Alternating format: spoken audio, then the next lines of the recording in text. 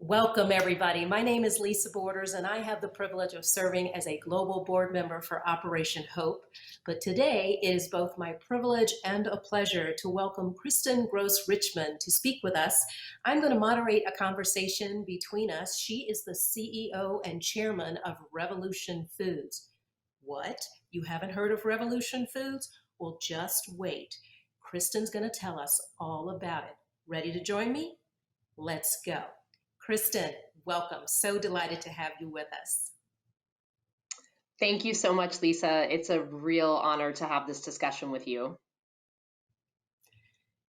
Well, let's start at the beginning. What is Revolution Foods? When did it start? How did it start? How's it set up? What's the mission? What's the vision? Tell everybody. Thank you. Revolution Foods is a company that I started with my co-founder, Kirsten Toby, in 2006. We started Revolution Foods to address quality of meals served to youth across the country. We started with a vision and still have that vision to create lifelong healthy eaters. Our focus was to offer a very high quality, healthy, clean label, what we call kid inspired, chef crafted set of meals, first and foremost to schools and students across the nation.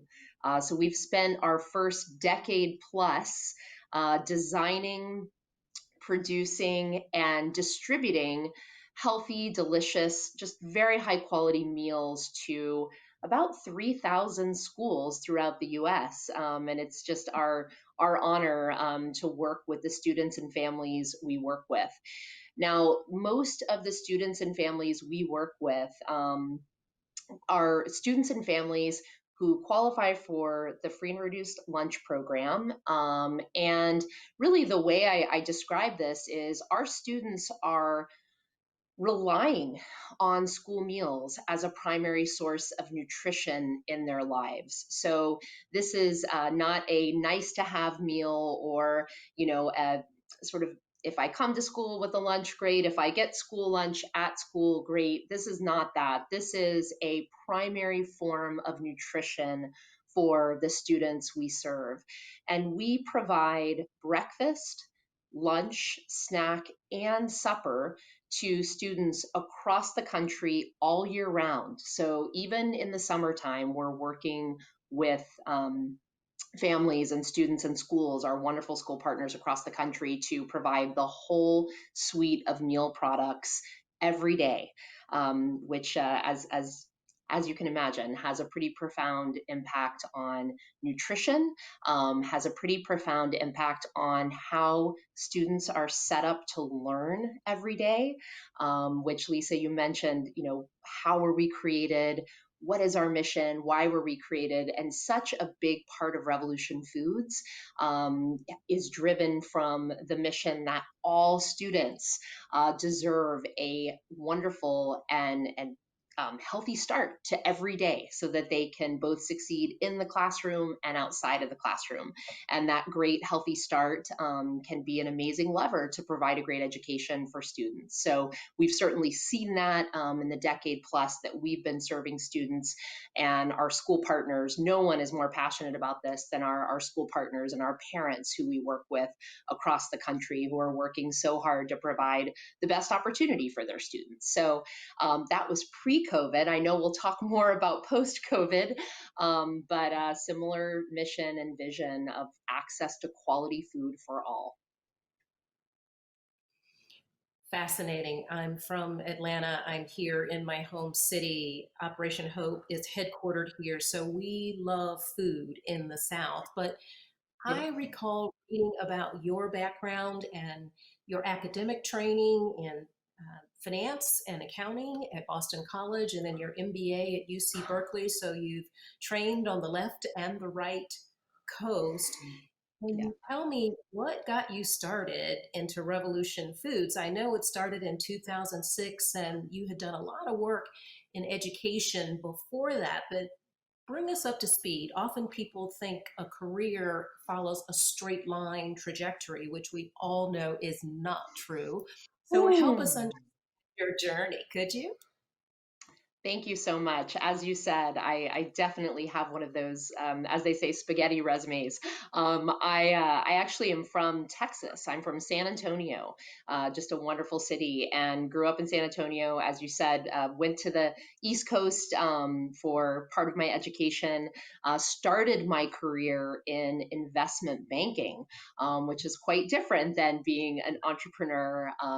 Creating healthy meals for schools and families across the nation. But nonetheless, just phenomenal training around working very hard, around the intense amounts of capital that we've needed to raise to build the company. Um, and just being a businesswoman altogether, and always paying attention to the financial sustainability of the company, which we'll talk more about. But started my career on Wall Street, had a pretty incredible first few years to my career, working with companies to help companies raise financing across the globe. Later went to Nairobi, Kenya, believe it or not, and had an incredible opportunity to help a group of educators from all over the world, primarily and most importantly Kenyan, but also educators from India, educators from the UK, educators from the US, really all over East Africa, come together and start the first school for children with learning differences, which was very needed in the community. And we were able to pioneer a new model in East Africa that has since, scaled in many ways. So that was an opportunity for me to kind of dip my toe in entrepreneurship, but also, and most importantly, really interact deeply with parents and students and teachers. And I had a great opportunity to teach in the second part of my rotation there, and had a firsthand look at how nutrition impacts students and their ability to learn, their ability to engage, their ability to focus, again, both in and out of the classroom. And so that incredible experience in Kenya in education really was foundational for me in deciding to come home to the US, move to the West Coast. As you said, went to get my business degree, my MBA at UC Berkeley, and met my co-founder, but spent, pretty much my entire graduate school program writing the business plan for what would become Revolution Foods.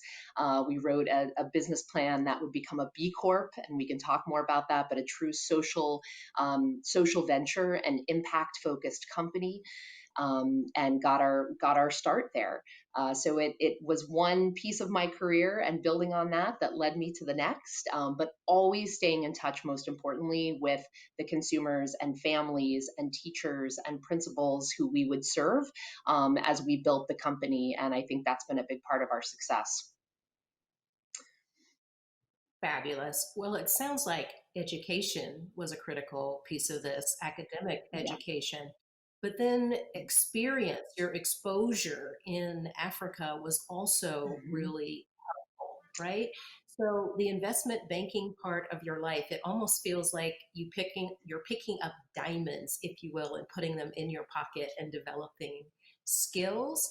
And then I want to talk a little bit more about Kenya because it seems that that exposure, Mhm. you use the word foundational, and I certainly understand and appreciate that. But I read Mhm. something about the Kenya Community Center that you started. Can you talk about that a little bit and how it extended not only the education piece of you being able to teach and engage with the folks that live there, but talk about, if you could, how nutrition played a part in that? Yeah, thanks, Lisa. It really was such a pivotal moment for me. And the thing I realized is I had gone to Nairobi to really help on the business side of this model. The group of educators that was starting Kenya Community Center for Learning, or KCCL, as we like to call it, had all the sort of education expertise to do an amazing job. And they had been thinking about this model for a long time. Many of them were moms and parents in the community who had special needs children who didn't have an option for education where their children could have an individualized education plan and the education system would really tailor their needs to the needs of the child's development. And so this group of educators and parents, like many movements, they had been passionate for years about starting KCCL. I came to help on the business side. I came to help on the fundraising side. I came to help to find a facility. I came to help to recruit people. But what I quickly realized is that a huge passion of mine was inside the classroom, and they were kind enough to let me take part in that. So it was really that, again, that combination of business and being kind of frontline with the amazing families that we served that allowed me to have that blended impact or that blended perspective of where the need was. And part of the reality of our school is that we had children from all different socioeconomic backgrounds. We had, highly affluent students from Kenya. We had students who were struggling with food security daily. And so what I found and what I saw was that the students who were able to come to school well nourished, the students who were able to have a breakfast and a healthy breakfast, the students who were able to bring a lunch, particularly a healthy lunch, the students who knew they were going home to dinner at night. And on the weekends, were so much more set up for success than my students who were truly with their families struggling with food security. And so we ended up implementing a school meal program at the school so that every child had access to meals throughout the day and on the weekends. And it had a profound impact on performance and readiness for all students. And not surprisingly, really was that great sort of leveling of the playing field in class because all of my students were set up to succeed and all of our students were set up to succeed. And so, it became very clear to me that this was an opportunity to dramatically improve the learning ability and potential for all students. I had an instinct, Lisa, that in the US, this was taking place at some level. Like all curious entrepreneurs, I came home. I did a ton of interviews. My co-founder and I can't even tell you how many parents and principals we interviewed and teachers we interviewed. And sure enough, and unfortunately, this issue of quality nutrition in the US in the education setting was a huge need and a huge gap. It was also a huge business opportunity because there wasn't a company out there who was really doing a great job in the design and production of healthy meals that could be transported into schools. Okay, that's just fantastic. First, let me just congratulate you on leaving your traditions and everything here in the US to go to Kenya and have the impact that you have, but to have the open heart to be willing to learn, to move from finance to facility to food and focus. That's incredible. So let's pivot back and come back to the US. You talked about business school and meeting your co founder, Kristin, and writing the business plan. Can you talk a little bit? That term business plan, for those of us who've worked in corporate America, it's table stakes, right? But for many folks, Right. it's intimidating. Can you talk about a B Corp and this is a social venture? Can you explain some of that and why you decided to go that route to explore the business Mhm. opportunity around nutrition and food security for schools and school children? Thanks, Lisa. It's such a good question. As you can imagine, with a business plan to dramatically improve access to healthy food across the country, we explored multiple structures. We explored, a traditional C corp. We explored an LLC. We even explored a nonprofit. And today we have both a B corp and a nonprofit through Revolution Foods. But what we wanted to do was reach scale and have a great deal of impact. So today today, when I tell you that we are designing, producing, and distributing somewhere between 2 to 4 million meals per week, depending on our cycle in the year, we would like to be doing that every day. So one of our goals was to have a scaled impact across the country. And we looked at how do we best do that? And our instinct was that there was a lot of great, what I'll call impact capital that was on the kind of in the market waiting to invest in a concept like Revolution Foods. I was very lucky. You talk about education and just having the privilege of this wonderful education. One of the things that was so fantastic is part of my entrepreneurship course at my MBA exposed me to a group of investors who were really cutting edge at the time, called impact investors. And I remember meeting the head of a fund. Her name's actually Nancy Fund, and her partner Mike Dorsey at the time. And they were investing money in entrepreneurs who were creating jobs in underserved communities.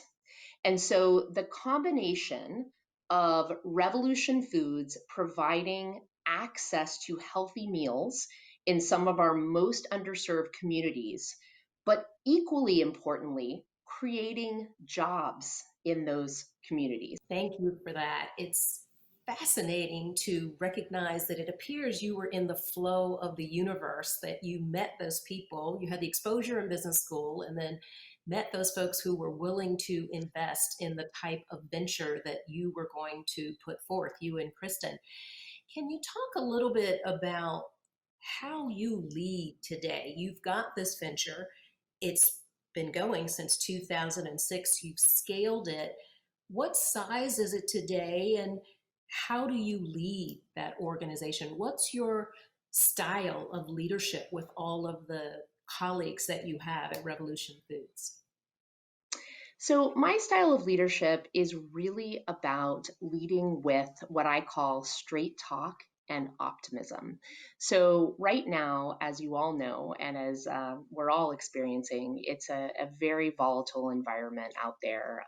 There's a lot of unpredictability, and folks on my team across our cities and across our communities are experiencing that. And it's an environment where we have been fortunate to continue service, to continue creating healthy meals through the pandemic, and it's absolutely critical that our team at all times knows that not only are we here to work hard, but we're also here to care for each other, and that we can have honest conversations. And so what I like to say is leading with straight talk, so people know you're going to shoot straight, tell them what, in our case, what the company's up against, what are the trends, what are some of the opportunities we're working on, and what are the risks. And so making sure in this environment, especially, that we can be honest and transparent as leaders, but also, without hope and optimism, it's really hard to build a revolutionary systems change model. So I think a lot about, and as an entrepreneur, like many of us, I'm extremely hopeful. I'm extremely optimistic. I believe that we have a very bright future ahead, even in adversity. There is the opportunity for optimism. And so what I like to think about is how, as leaders and as CEOs, do we infuse straight talk with optimism? That's been really important. Another piece of my leadership, not surprisingly, given my background, is an intense focus on mission. So again, as we think about, moving through COVID and the pandemic, and really the multiple pandemics that have been going on across our communities, it's incredibly important to bring people back to the why of what we're doing. And for us at Revolution Foods, we're really fortunate because the why is about investing in our communities and making sure that we can provide access to critical nutrition. And that's only become more important in COVID times, as so many of our families struggle with food insecurity. So we always think about the fact that no matter how hard the road is, what we're doing and who we're serving brings us back to the why. And I like to talk about that. I like to get people thinking about that. But frankly, Lisa, my team does that. So I'm very fortunate. That's why people have joined Rev Foods. The other thing I'll say, just to really balance it out because it's critical, is I like to say no margin, no mission. So we have to be focused on financial sustainability and financial health, or else we can't continue to scale and drive our mission. So those are three of the things that come up for me. I think in this time, like, we need to ask people, how are you? Right? Not just how are you performing on your critical KPIs, but also how are you and how are you doing? And we talk a lot about caring for each other and about kindness being um, a core piece of management right now in every way we can imagine. I think that's fantastic. Straight talk punctuated with optimism and hope. I can buy that all day long. Candor with compassion. I often hear folks give even constructive criticism in not the kindest of ways. So thank you for adding that. It's really important. And we've always known no money, no mission, no margin, no mission. It's Yep. it's everybody understands that, but it's hard sometimes to articulate and maintain that perspective, particularly under adverse circumstances. But it would seem that Revolution Foods might have not only hit its stride, but the trajectory might be straight up during these adverse times. What can you tell us about how the business is doing? Have you all just taken off like a rocket? I mean, you were already doing well, but tell me where you are. Yeah, thank you, Lisa. Well, not surprisingly, like the rest of our conversation, and I think most leaders today, it is not a straight line. It is a journey.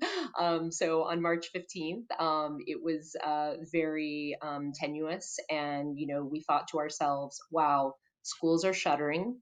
Not only is our core business venturing into a new state of no kids in buildings. And we also have families who are going to be disproportionately impacted by this pandemic. And so food insecurity is likely to rise, which it has. And we are going to have to work harder to get to the families who need us most. And so that was daunting, to say the least. Here comes the straight talk part of the equation. We got together as a team and said, what do we have to leverage that is completely differentiated and unique? And for us, it was our world-class supply chain, our product development chefs, and our ability to produce healthy food at scale all over the country, 400 cities around the country. And we thought to ourselves, okay, the game has changed. It's not going to be the same operating model, but our product and our food is going to be needed more than ever.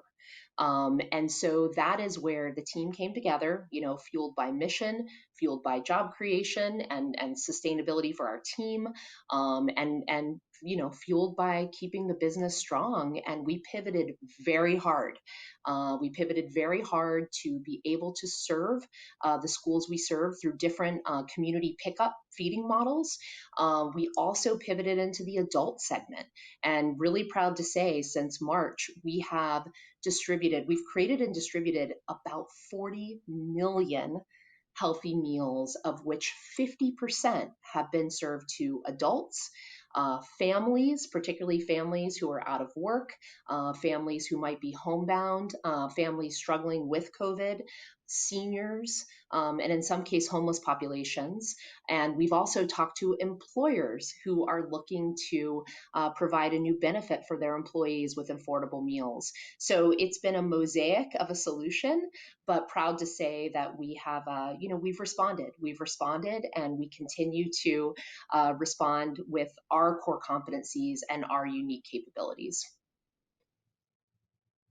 Wow. Well, it sounds like you guys were not only agile, you were assertive too, in terms of the demand and what you could do with the resources that you had in place. 40 million meals, my goodness. Thank you to Revolution for doing that. We have about 10 minutes left, so I want to make sure we now look at the future and think about Yeah. how Revolution Foods will continue to be impactful in communities at risk, but perhaps for all of us.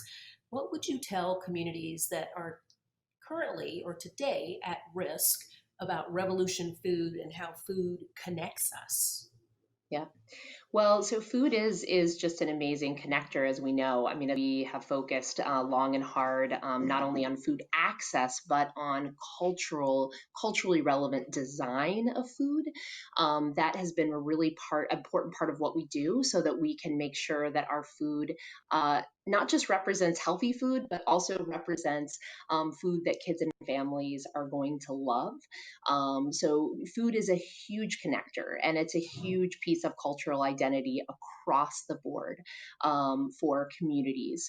So, right now, two of five families are with children under 12 are struggling with food insecurity. So, two of five families with children under 12 are struggling right now, and are reporting struggle with hunger, which is just it's unprecedented, that number of families struggling with hunger.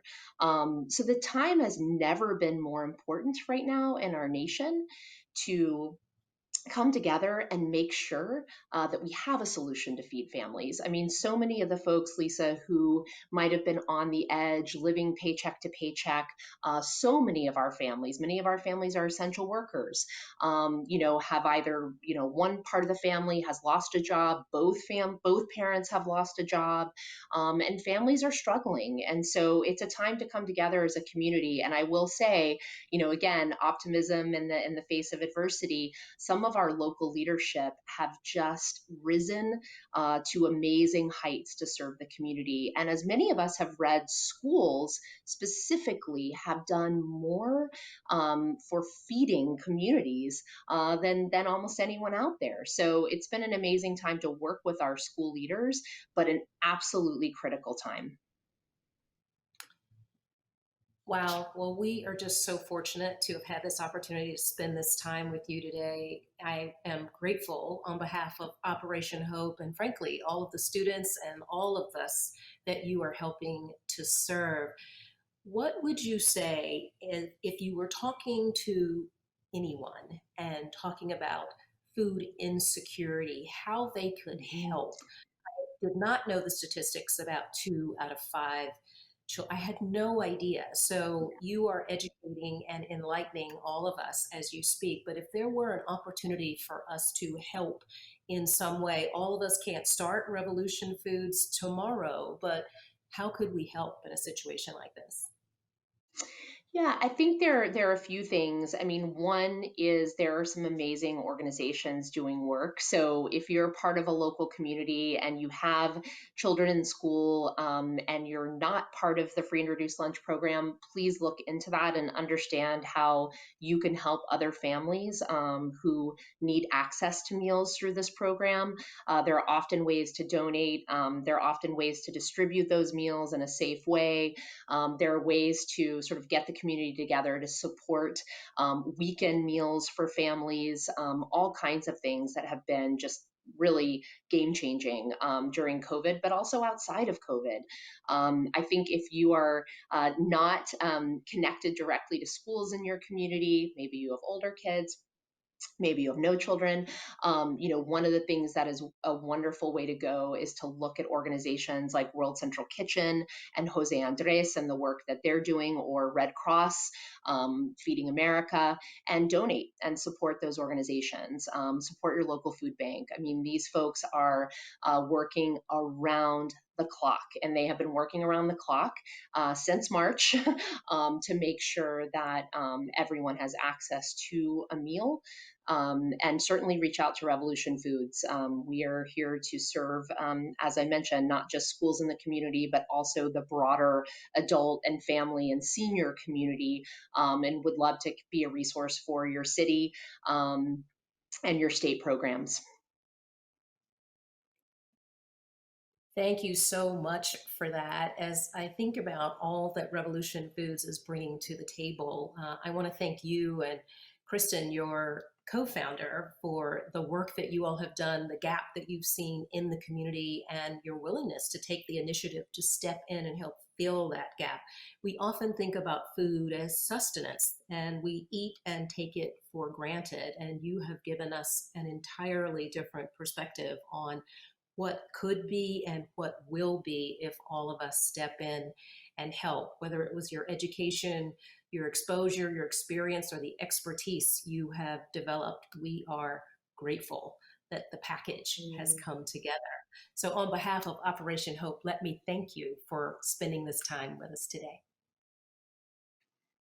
Thank you so much, Lisa. Thank you for your community leadership and your leadership with Operation Hope. It's a real honor to be speaking with you today. Take good care. Thank you.